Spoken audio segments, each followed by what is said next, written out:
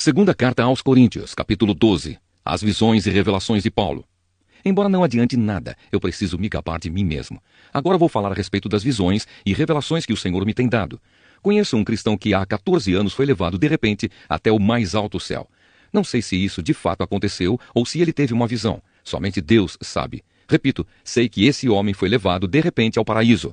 Não sei se isso de fato aconteceu ou se foi uma visão. Somente Deus sabe. E ali ele ouviu coisas que palavras humanas não conseguem contar. Eu me gabarei desse homem, mas não me gabarei de mim mesmo, a não ser das coisas que mostram as minhas fraquezas. No entanto, se eu quisesse me gabar de mim mesmo, isso não seria uma loucura, porque estaria dizendo a verdade. Mas eu não me gabarei, pois quero que a opinião que as pessoas têm de mim se baseie naquilo que me viram fazer e me ouviram dizer.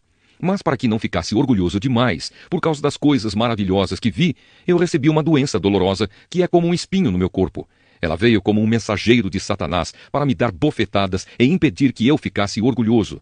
3 vezes orei ao Senhor, pedindo que Ele me tirasse esse sofrimento, mas Ele me respondeu: "A minha graça é tudo o que você precisa, pois o meu poder é mais forte quando você está fraco." Portanto, eu me sinto muito feliz em me gabar das minhas fraquezas, para que assim a proteção do poder de Cristo esteja comigo. Eu me alegro também com as fraquezas, os insultos, os sofrimentos, as perseguições e as dificuldades pelos quais passo por causa de Cristo, porque quando perco toda a minha força, então tenho a força de Cristo em mim. A preocupação de Paulo pela igreja de Corinto. Eu estou agindo como um louco, mas foram vocês que me obrigaram a isso. Porque vocês é que deviam falar bem de mim. Pois mesmo que eu não valha nada, não sou inferior de modo nenhum a esses tais superapóstolos de vocês. As coisas que provam que de fato sou apóstolo foram feitas entre vocês com muita paciência. Foram sinais, maravilhas e milagres. Como é que vocês foram tratados pior do que as outras igrejas? A única diferença é que eu não exigi que vocês me ajudassem. Por favor, perdoem essa injustiça. Já estou preparado para fazer a minha 3ª visita a vocês e novamente não vou exigir que vocês me ajudem. Eu quero vocês e não o dinheiro de vocês. Afinal de contas, são os pais que devem juntar dinheiro para os filhos e não os filhos para os pais. Vou ficar contente em gastar tudo o que tenho e até a mim mesmo para ajudá-los. Será que vocês me amarão menos só porque eu os amo tanto? Portanto, vocês vão concordar que eu não exigi nada de vocês. Porém, alguém poderá dizer que os enganei e tapeei com mentiras. Por acaso explorei vocês por meio de algum mensageiro que lhes mandei? Eu pedi a Tito que fosse visitá-los e mandei com ele o outro irmão na fé. Por acaso Tito os explorou? Será que nós dois não temos agido do mesmo modo e com o mesmo espírito? Talvez vocês pensem que estamos querendo nos defender diante de vocês. Mas não é isso. Falamos como Cristo nos mandaria falar na presença de Deus. E tudo o que fazemos, queridos amigos, é para ajudar vocês. Tenho medo de que quando chegar aí, eu os encontre diferentes do que eu gostaria que fossem e que vocês me achem diferente do que gostariam que eu fosse. Tenho medo também de encontrar brigas e ciumeiras, ódio e egoísmo, insultos, falatório, orgulho e desordens. Receio ainda que na minha próxima visita o meu Deus me humilhe diante de vocês e que eu tenha de chorar por muitos de vocês que continuam a cometer os mesmos pecados que cometiam no passado e não se arrependeram da sua imoralidade sexual, nem das relações sexuais proibidas, nem de outras coisas indecentes que faziam. Segunda carta aos Coríntios, capítulo 13. Últimos conselhos e saudações. Esta já é a 3ª vez que vou visitá-los. Como dizem as Escrituras Sagradas, qualquer acusação precisa ser confirmada pela palavra de pelo menos 2 testemunhas. Quero dizer uma coisa a vocês que pecaram no passado e a todos os outros. Durante a minha 2ª visita, eu já tinha dito isto e agora que estou longe, repito. Na próxima vez que eu for, não vou ter pena de ninguém. Então vocês terão todas as provas que quiserem de que Cristo fala por meio de mim. Quando trata com vocês, Cristo não é fraco, pelo contrário, mostra o seu poder entre vocês. Porque embora tenha sido crucificado em estado de fraqueza, Cristo vive pelo poder de Deus. Assim nós também, unidos com Ele, somos fracos. Porém, em nossa convivência com vocês, estaremos ligados com o Cristo vivo e teremos o poder de Deus para agir. Examinem-se para descobrir se vocês estão firmes na fé. Com certeza vocês sabem que Jesus Cristo está unido com vocês, a não ser que vocês tenham falhado completamente. E espero que vocês saibam que nós não temos falhado. Oramos a Deus pedindo que vocês não façam nada que seja mal.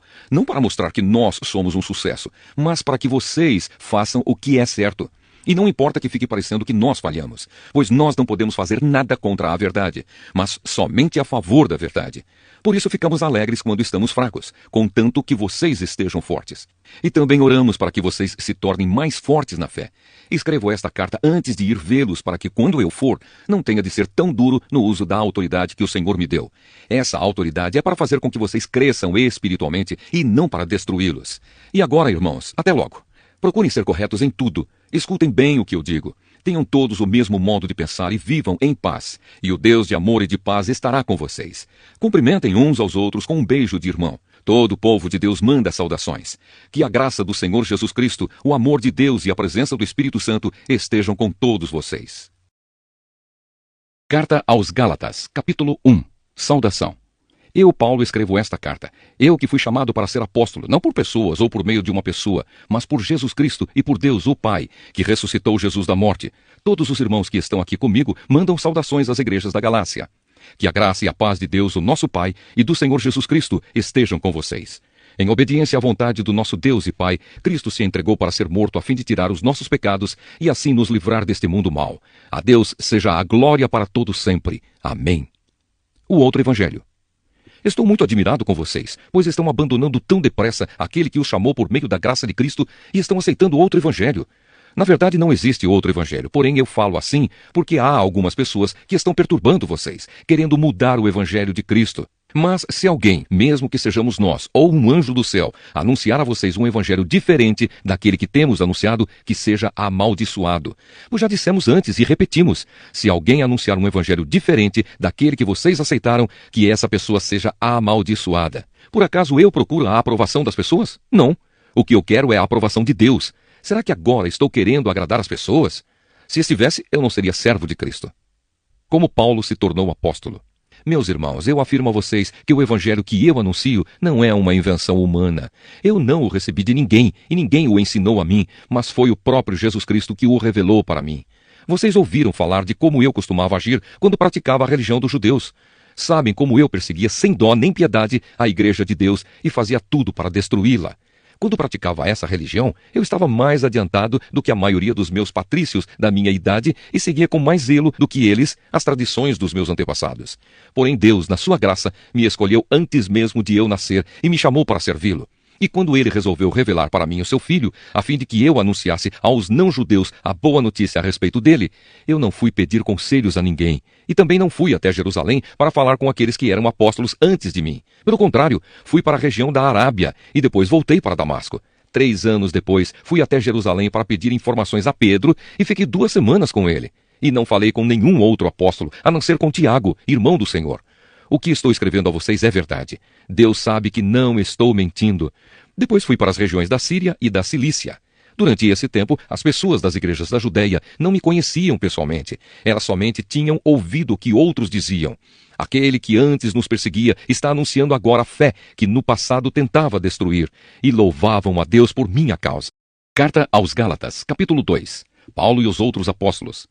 14 anos depois, eu voltei para Jerusalém com Barnabé e levei Tito comigo. Voltei para lá porque Deus me revelou que eu devia fazer isso. Ali, numa reunião particular com os líderes da igreja, eu expliquei a eles a mensagem do evangelho que anuncio aos não-judeus. Eu não queria que o trabalho que tinha feito e estava fazendo fosse um trabalho perdido. Tito estava comigo, mas ele não foi obrigado a circuncidar-se, embora ele não seja judeu. Porém, alguns tinham se juntado ao nosso grupo, fazendo de conta que eram irmãos da fé, e queriam circuncidá-lo. Eram homens que tinham entrado para o grupo como espiões, a fim de espiar a liberdade que temos por estarmos unidos com Cristo Jesus e para nos tornar escravos de novo. Mas em nenhum momento nós cedemos, pois queríamos que vocês tivessem o verdadeiro evangelho. E aqueles que pareciam ser os líderes da igreja, digo isso porque para mim não importa o que eles eram, pois Deus não julga pela aparência. Aqueles líderes, repito, não me deram nenhuma ideia nova. Pelo contrário, eles viram que Deus me tinha dado a responsabilidade de anunciar o evangelho aos não-judeus, assim como tinha dado a Pedro a responsabilidade de anunciá-lo aos judeus. Pois pelo poder de Deus fui feito apóstolo para anunciar o evangelho aos não-judeus, assim como Pedro foi feito apóstolo para anunciar o evangelho aos judeus. Por isso Tiago, Pedro e João, que eram considerados os líderes da igreja, reconheceram que Deus me tinha dado essa tarefa especial. E como sinal de que éramos todos companheiros, eles deram a mim e a Barnabé um aperto de mãos. E todos nós combinamos que eu e Barnabé iríamos trabalhar entre os não-judeus e eles entre os judeus. Eles nos pediram só uma coisa, que lembrássemos dos pobres das igrejas deles, e isso eu sempre tenho procurado fazer. Paulo fica contra Pedro em Antioquia. Porém, quando Pedro veio para Antioquia da Síria, eu fiquei contra ele em público, porque ele estava completamente errado. De fato, antes de chegarem ali alguns homens mandados por Tiago, Pedro tomava refeições com os irmãos não-judeus.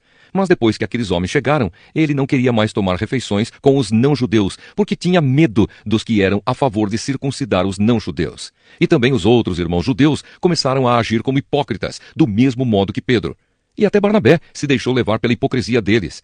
Quando vi que eles não estavam agindo direito, de acordo com a verdade do Evangelho, eu disse a Pedro, na presença de todos: "Você é judeu, mas não está vivendo como judeu, e sim como não-judeu. Então como é que você quer obrigar os não-judeus a viverem como judeus?" Os judeus e os não-judeus são salvos pela fé. O fato é que nós somos judeus de nascimento e não pecadores não-judeus, como eles são chamados. Mas sabemos que todos são aceitos por Deus somente pela fé em Jesus Cristo e não por fazerem o que a lei manda. Assim nós também temos crido em Cristo Jesus, a fim de sermos aceitos por Deus pela nossa fé em Cristo e não por fazermos o que a lei manda. Pois ninguém é aceito por Deus por fazer o que a lei manda. Ao procurarmos ser aceitos por Deus por estarmos unidos com Cristo, fica claro que somos pecadores como os não-judeus. Mas será que isso quer dizer que Cristo trabalha em favor do pecado? Claro que não. Se eu, depois de ter destruído a lei, começar a construí-la de novo como meio de ser aceito por Deus, aí sim fica claro que eu havia quebrado a lei. Pois quanto à lei, estou morto, morto pela própria lei, a fim de viver para Deus. Eu fui morto com Cristo na cruz. Assim, já não sou eu quem vive, mas Cristo é quem vive em mim. E esta vida que vivo agora, eu a vivo pela fé no Filho de Deus, que me amou e se deu a si mesmo por mim. Eu me recuso a rejeitar a graça de Deus, pois se é por meio da lei que as pessoas são aceitas por Deus, então a morte de Cristo não adiantou nada. Carta aos Gálatas, capítulo 3. Lei ou fé? Ó Gálatas sem juízo, quem foi que enfeitiçou vocês? Na minha pregação a vocês, eu fiz uma descrição perfeita da morte de Jesus Cristo na cruz. Por assim dizer, vocês viram Jesus na cruz. Respondam somente isto. Vocês receberam o Espírito de Deus por terem feito o que a lei manda ou por terem ouvido a mensagem do Evangelho e terem crido nela? Como é que vocês podem ter tão pouco juízo? Vocês começaram a sua vida cristã pelo poder do Espírito de Deus e agora querem ir até o fim pelas suas próprias forças? Será que as coisas pelas quais vocês passaram não serviram para nada? Não é possível. Será que quando Deus dá o seu Espírito e faz milagres entre vocês, é porque vocês fazem o que a lei manda? Não será que é porque vocês ouvem a mensagem e creem nela? Lembrem do que as Escrituras Sagradas dizem a respeito de Abraão. Ele creu em Deus e por isso Deus o aceitou. Portanto, vocês devem saber que os verdadeiros descendentes de Abraão são os que têm fé. Antes que isso acontecesse, as Escrituras viram que Deus ia aceitar os não-judeus por meio da fé. Por isso, antes de chegar o tempo, elas anunciaram uma boa notícia a Abraão, dizendo: "Por meio de você, Deus abençoará todos os povos." Abraão creu e foi abençoado. Portanto, todos os que creem são abençoados como ele foi. Os que confiam na sua obediência à lei estão debaixo da maldição de Deus, pois as Escrituras Sagradas dizem: quem não obedece sempre a tudo o que está escrito no livro da lei, está debaixo da maldição de Deus. É claro que ninguém é aceito por Deus por meio da lei, pois as Escrituras dizem: viverá aquele que por meio da fé é aceito por Deus. Mas a lei não tem nada a ver com a fé. Pelo contrário, como dizem as Escrituras, viverá aquele que fizer o que a lei manda.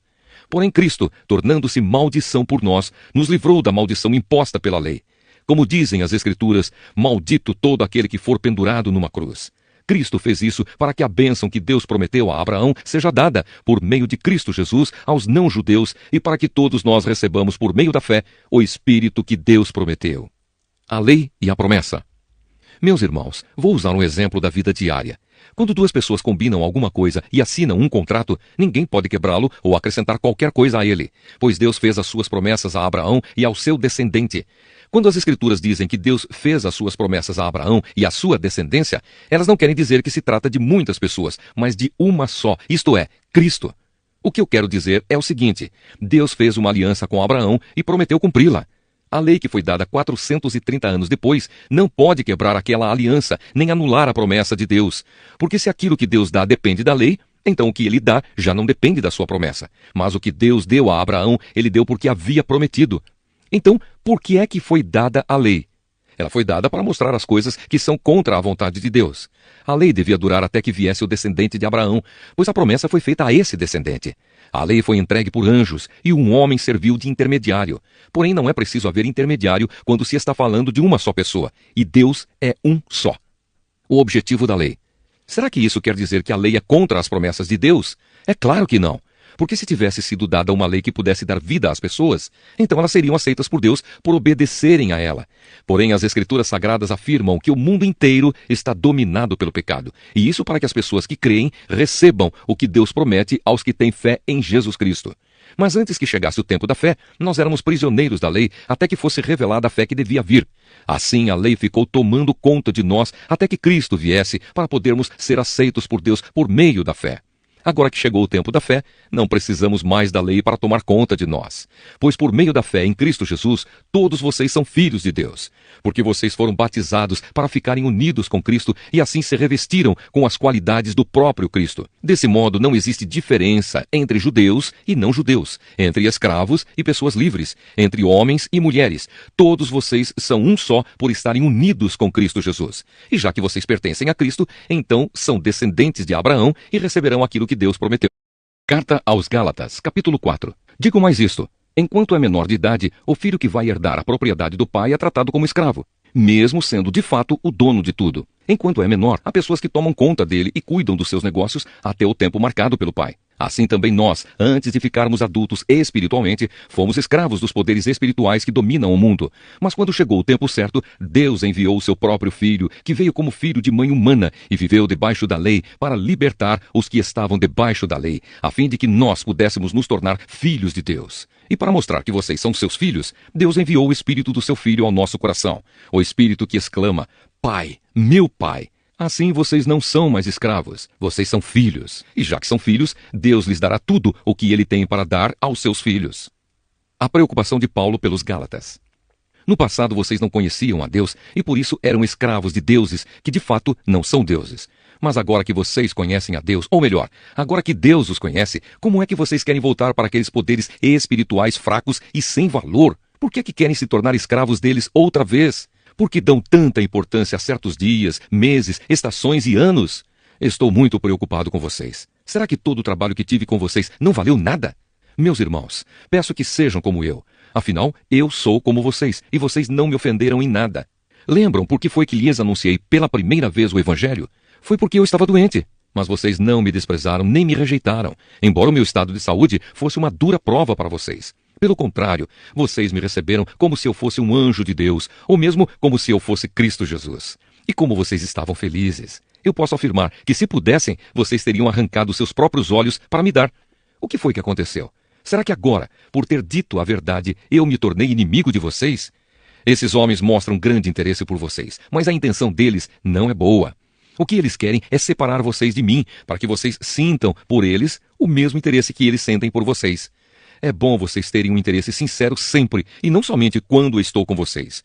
Meus queridos filhos, eu estou sofrendo por vocês como uma mulher que tem dores de parto, e continuarei sofrendo até que Cristo esteja vivendo em vocês.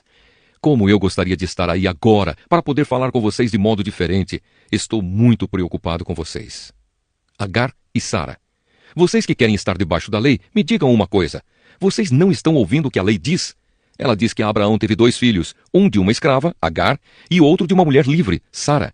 O filho da escrava foi gerado como todas as crianças são geradas, mas o filho da mulher livre foi gerado por causa da promessa de Deus.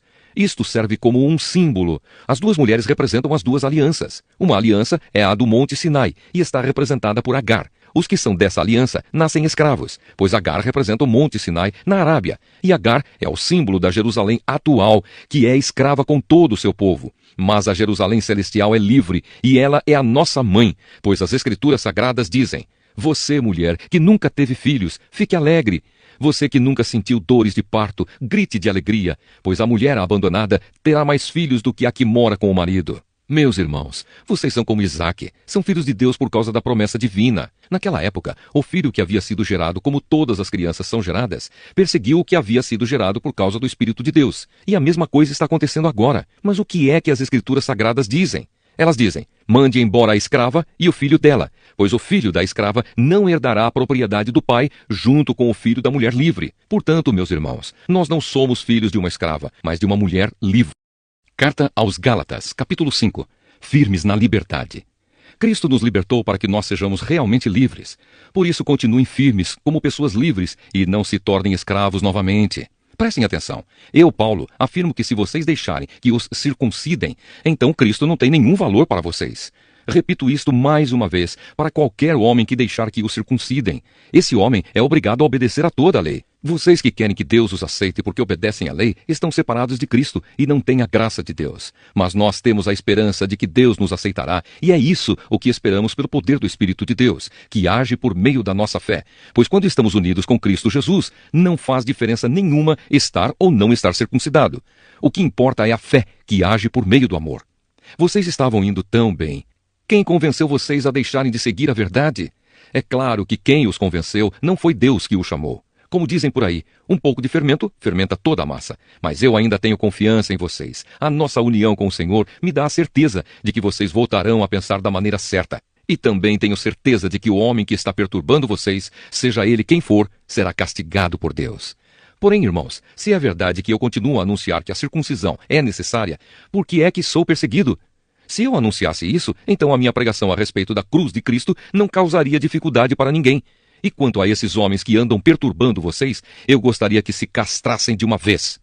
Porém vocês, irmãos, foram chamados para serem livres, mas não deixem que essa liberdade se torne uma desculpa para permitir que a natureza humana domine vocês. Pelo contrário, que o amor faça com que vocês sirvam uns aos outros, pois a lei inteira se resume em um mandamento só: ame os outros como você ama a você mesmo. Mas se vocês agem como animais selvagens, ferindo e prejudicando uns aos outros, então cuidado para não acabarem se matando. O Espírito de Deus e a natureza humana. Quero dizer a vocês o seguinte: deixem que o Espírito de Deus dirija a vida de vocês e não obedeçam aos desejos da natureza humana. Porque o que a natureza humana quer é contra o que o Espírito quer, e o que o Espírito quer é contra o que a natureza humana quer. Os dois são inimigos e por isso vocês não podem fazer o que vocês querem. Porém, se é o Espírito de Deus que guia vocês, então vocês não estão debaixo da lei. As coisas que a natureza humana produz são bem conhecidas. Elas são a imoralidade sexual, a impureza, as ações indecentes, a adoração de ídolos, as feitiçarias, as inimizades, as brigas, as ciumeiras, os acessos de raiva, a ambição egoísta, a desunião, as divisões, as invejas, as bebedeiras, as farras e outras coisas parecidas com essas. Repito o que já disse: os que fazem essas coisas não receberão o reino de Deus. Mas o Espírito de Deus produz o amor, a alegria, a paz, a paciência, a delicadeza, a bondade, a fidelidade, a humildade e o domínio próprio. E contra essas coisas não existe lei. As pessoas que pertencem a Cristo Jesus crucificaram a natureza humana delas, junto com todas as paixões e desejos dessa natureza. Que o Espírito de Deus, que nos deu a vida, controle também a nossa vida. Nós não devemos ser orgulhosos, nem provocar ninguém, nem ter inveja uns dos outros. Carta aos Gálatas, capítulo 6. Ajudem uns aos outros. Meus irmãos, se alguém for apanhado em alguma falta, vocês que são espirituais devem ajudar essa pessoa a se corrigir. Mas façam isso com humildade e tenham cuidado para que vocês não sejam tentados também. Ajudem uns aos outros e assim vocês estarão obedecendo à lei de Cristo. A pessoa que pensa que é importante, quando de fato não é, está enganando a si mesma. Que cada pessoa examine o seu próprio modo de agir. Se ele for bom, então a pessoa pode se orgulhar do que fez, sem precisar comparar o seu modo de agir com o dos outros, porque cada pessoa deve carregar a sua própria carga. A pessoa que está aprendendo o Evangelho de Cristo deve repartir todas as suas coisas boas com quem a estiver ensinando. Não se enganem, ninguém zomba de Deus. O que uma pessoa plantar, é isso mesmo que colherá. Se plantar no terreno da sua natureza humana, desse terreno colherá a morte. Porém, se plantar no terreno do Espírito de Deus, desse terreno colherá a vida eterna. Não nos cansemos de fazer o bem, pois se não desanimarmos, chegará o tempo certo em que faremos a colheita. Portanto, sempre que pudermos, devemos fazer o bem a todos, especialmente aos que fazem parte da nossa família na fé. Últimos conselhos e saudações. Vejam as letras grandes que estou escrevendo com a minha própria mão. Os que estão forçando vocês a se circuncidarem são pessoas que querem ficar orgulhosas de coisas de pouca importância. Eles fazem isso somente para não serem perseguidos por causa da cruz de Cristo, pois nem mesmo os que praticam a circuncisão obedecem à lei. Porém, eles querem que vocês se circuncidem, para que eles possam se gabar de terem colocado o sinal da circuncisão no corpo de vocês. Mas eu me orgulharei somente da cruz do nosso Senhor Jesus Cristo, pois por meio da cruz o mundo está morto para mim, e eu estou morto para o mundo. Não faz nenhuma diferença se o homem é circuncidado ou não. O importante é que ele seja uma nova pessoa. E para todos os que seguem essa regra na sua vida, que a paz e a misericórdia estejam com eles e com todo o povo de Deus. Para terminar, que mais ninguém crie dificuldades para mim, pois as marcas no meu corpo mostram que sou escravo de Jesus. Bênção. Que a graça do nosso Senhor Jesus Cristo esteja com todos vocês, meus irmãos. Amém. Carta aos Efésios, capítulo 1. Saudação. Eu, Paulo, apóstolo de Cristo Jesus, pela vontade de Deus, escrevo esta carta ao povo de Deus da cidade de Éfeso, o povo que é fiel por estar unido com Cristo Jesus. Que a graça e a paz de Deus, o nosso Pai, e do Senhor Jesus Cristo estejam com vocês. Bênçãos espirituais. Agradecemos ao Deus e Pai do nosso Senhor Jesus Cristo, pois Ele nos tem abençoado por estarmos unidos com Cristo, dando-nos todos os dons espirituais do mundo celestial. Antes da criação do mundo, Deus já nos havia escolhido para sermos dele, por meio da nossa união com Cristo, a fim de pertencermos somente a Deus e nos apresentarmos diante dele sem culpa. Por causa do seu amor por nós, Deus já havia resolvido que nos tornaria seus filhos, por meio de Jesus Cristo, pois este era o seu prazer e a sua vontade. Portanto, louvemos a Deus pela sua gloriosa graça, que Ele nos deu gratuitamente por meio do seu querido Filho. Pois pela morte de Cristo na cruz, nós somos libertados, isto é, os nossos pecados são perdoados. Como é maravilhosa a graça de Deus, que Ele nos deu com tanta fartura. Deus, em toda a sua sabedoria e entendimento, fez o que havia resolvido e nos revelou o plano secreto que tinha decidido realizar por meio de Cristo. Esse plano é unir no tempo certo, debaixo da autoridade de Cristo, tudo o que existe no céu e na terra. Todas as coisas são feitas de acordo com o plano e com a decisão de Deus. De acordo com a sua vontade e com aquilo que ele havia resolvido desde o princípio, Deus nos escolheu para sermos o seu povo, por meio da nossa união com Cristo. Portanto, digo que nós, que fomos os primeiros a pôr a nossa esperança em Cristo, louvemos a glória de Deus. A mesma coisa aconteceu também com vocês. Quando ouviram a verdadeira mensagem, a boa notícia que trouxe para vocês a salvação, vocês creram em Cristo, e Deus pôs em vocês a sua marca de proprietário, quando lhes deu o Espírito Santo que ele havia prometido. O Espírito Santo é a garantia de que receberemos o que Deus prometeu ao seu povo, e isso nos dá a certeza de que Deus dará liberdade completa aos que são seus. Portanto, louvemos a sua glória. Oração de agradecimento. Por isso, desde que ouvi falar da fé que vocês têm no Senhor Jesus e do amor que vocês têm por todos os irmãos na fé, não paro de agradecer a Deus por causa de vocês. Eu sempre lembro de vocês nas minhas orações e peço ao Deus do nosso Senhor Jesus Cristo, o Pai glorioso, que dê a vocês o seu Espírito, o Espírito que os tornará sábios e revelará Deus a vocês, para que assim vocês o conheçam como devem conhecer. Peço que Deus abra a mente de vocês para que vejam a luz dele e conheçam a esperança para a qual ele os chamou. E também para que saibam como são maravilhosas as bênçãos que ele prometeu ao seu povo e como é grande o seu poder que age em nós, os que cremos nele. Esse poder que age em nós é a mesma força poderosa que ele usou quando ressuscitou Cristo e fez com que ele se sentasse ao seu lado direito no mundo celestial. Cristo reina sobre todos os governos celestiais, autoridades, forças e poderes. Ele tem um título que está acima de todos os títulos das autoridades que existem neste mundo e no mundo que há de vir. Deus colocou todas as coisas debaixo da autoridade de Cristo e deu Cristo à igreja como o único Senhor de tudo. A igreja é o corpo de Cristo. Ela completa Cristo, o qual completa todas as coisas em todos os lugares. Carta aos Efésios, capítulo 2. Da morte para a vida.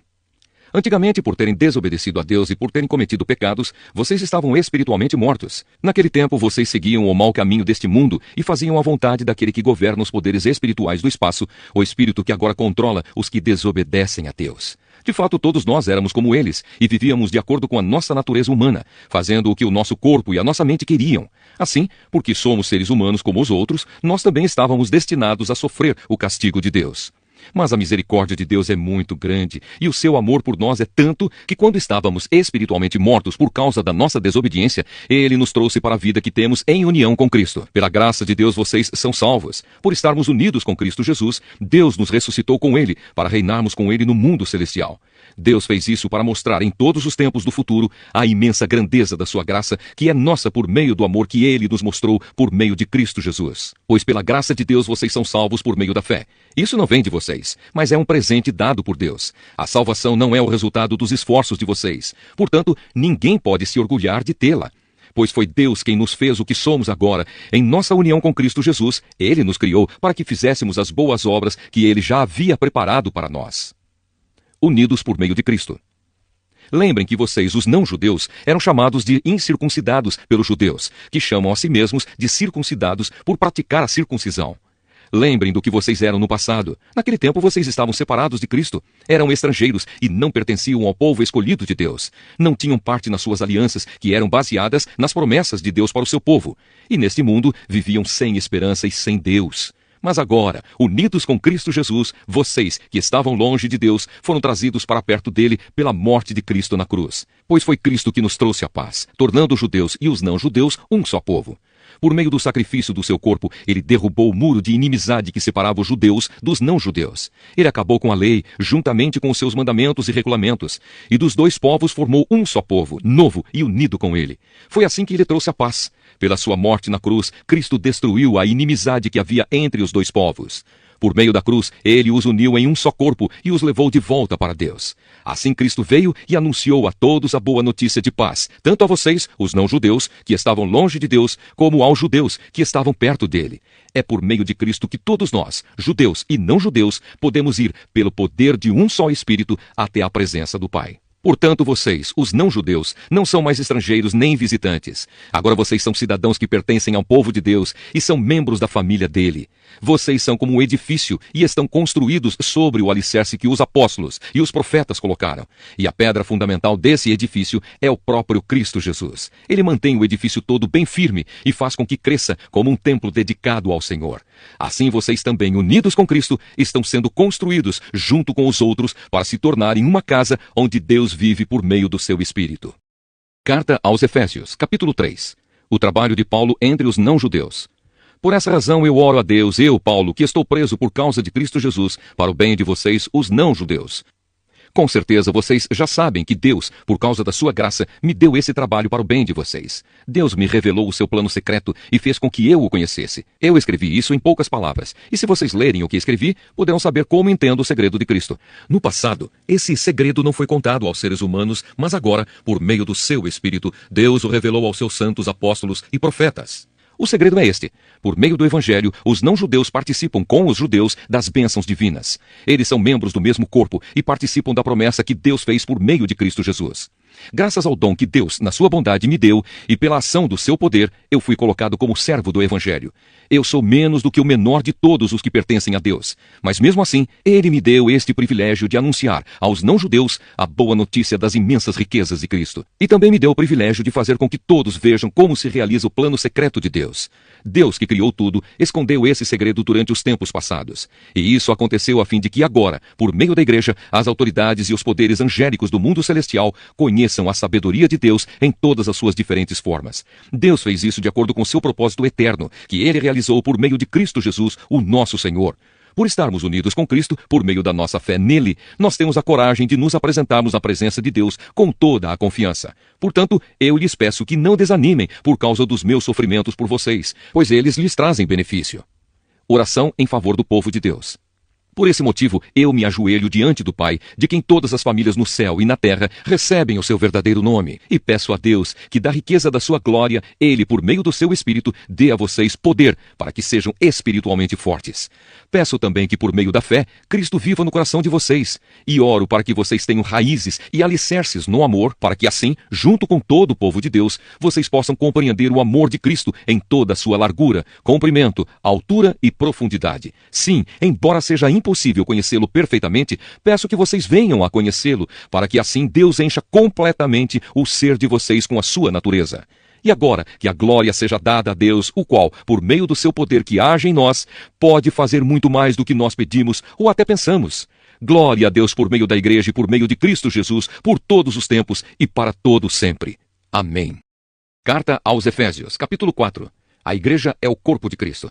Por isso eu, que estou preso porque sirvo o Senhor Jesus Cristo, peço a vocês que vivam de uma maneira que esteja de acordo com o que Deus quis quando chamou vocês. Sejam sempre humildes, bem-educados e pacientes, suportando uns aos outros com amor. Façam tudo para conservar por meio da paz que une vocês a união que o Espírito dá. Há um só corpo e um só Espírito e uma só esperança, para a qual Deus chamou vocês. Há um só Senhor, uma só fé e um só batismo.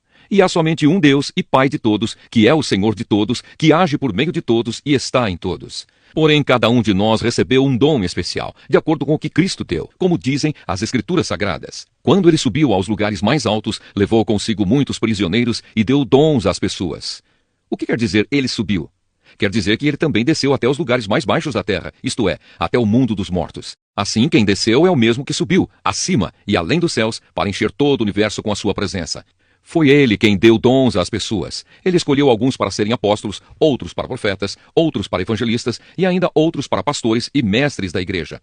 Ele fez isso para preparar o povo de Deus para o serviço cristão, a fim de construir o corpo de Cristo. Desse modo, todos nós chegaremos a ser um na nossa fé e no nosso conhecimento do Filho de Deus. E assim seremos pessoas maduras e alcançaremos a altura espiritual de Cristo.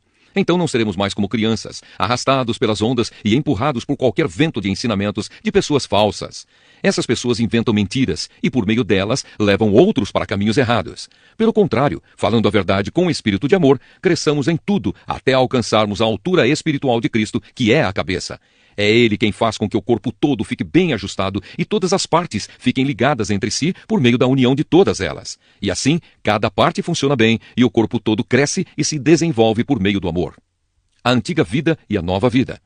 Portanto, em nome do Senhor, eu digo e insisto no seguinte: não vivam mais como os pagãos, pois os pensamentos deles não têm valor, e a mente deles está na escuridão.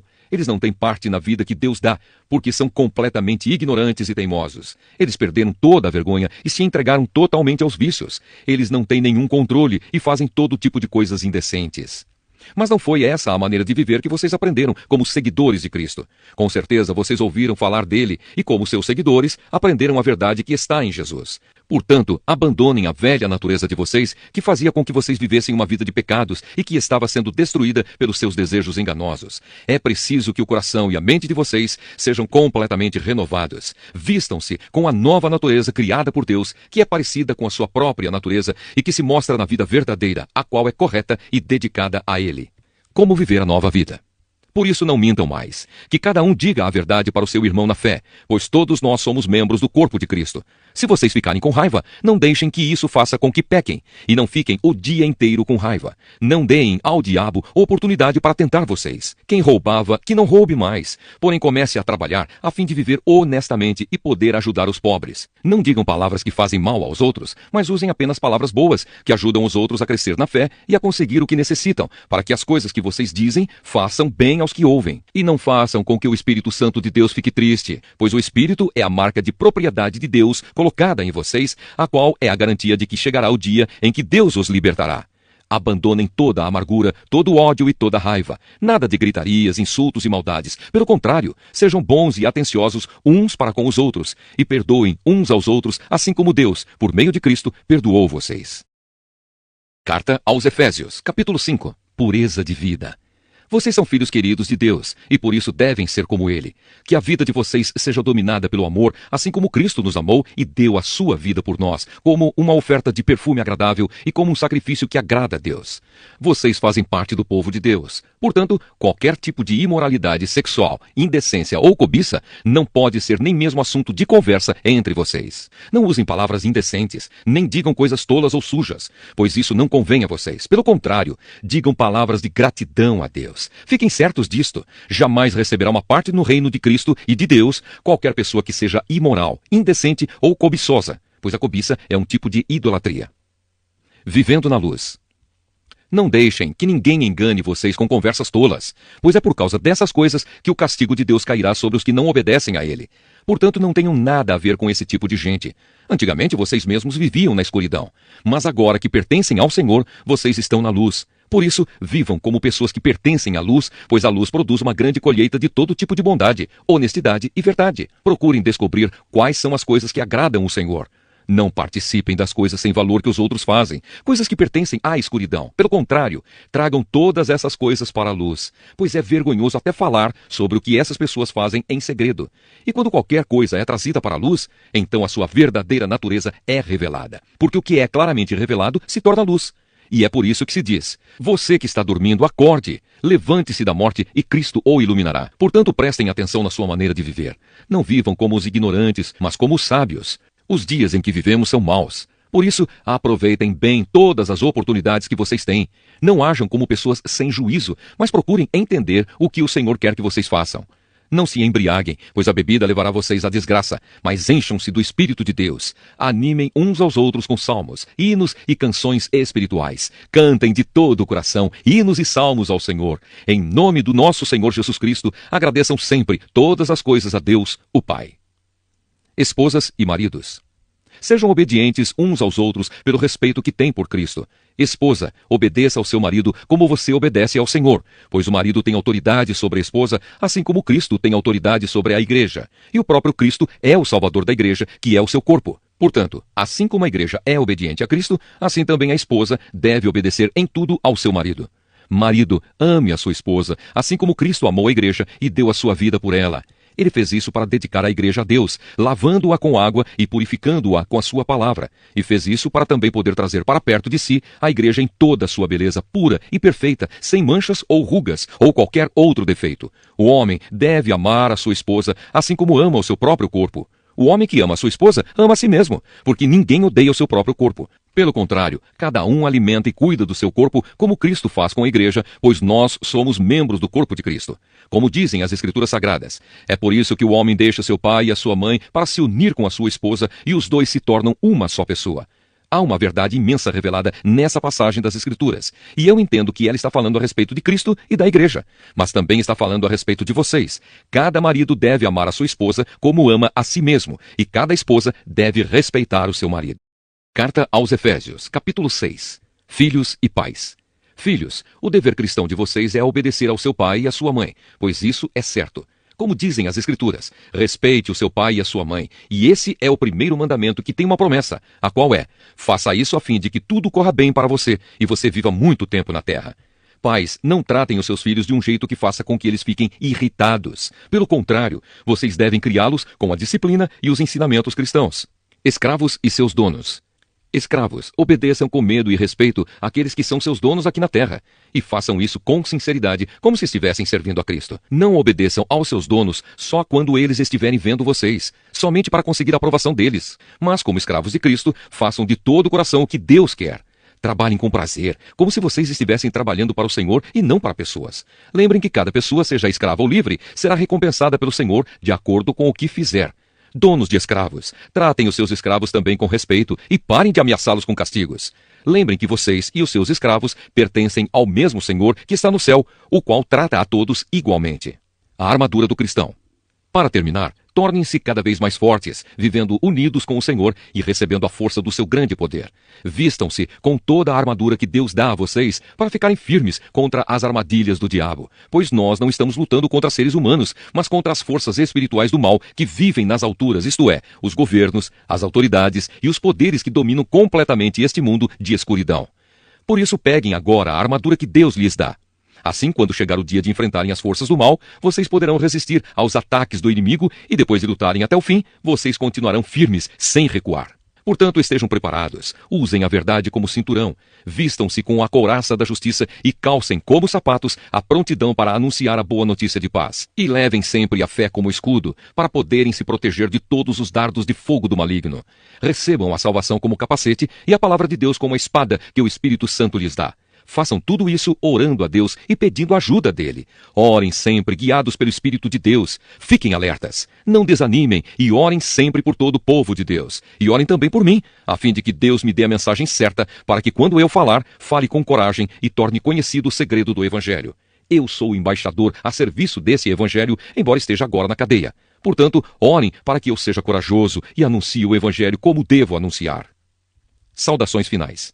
Tíquico, nosso querido irmão e fiel servo no trabalho do Senhor, lhes dará todas as notícias a meu respeito, para que vocês possam saber como estou passando. Eu o estou enviando a vocês para que ele conte como todos nós aqui estamos passando, a fim de que vocês fiquem animados com as informações que ele vai dar.